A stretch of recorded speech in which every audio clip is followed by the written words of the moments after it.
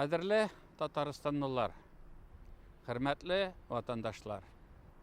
Сезне шән күңелдән Идел буе Булгар дәүләтендә ислам динен рәсми кабул итү көне белән котлыйм.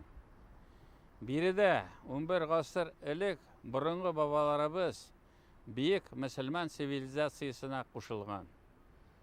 Әлеге вакыйга үсеш юлларын сайлауга дәүләтебез һәм милләтебез барлыкка килүгә зур йогынты ясаган. Бүген Татарстанда рухи һәм мәдәни хәзинәбезне үстерү буенча эш башкарыла. Без дин әһелләренең рухи мирасына тартылабыз.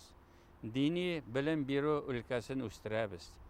Туган республикабыз һәм бөтен Россия иминлеге турында дуга кылабыз.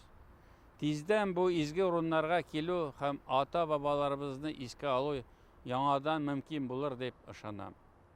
Бүген исә һәр кайсыбыз бу көнне дуга кылып, изге эшләр эшләп каршылый ала.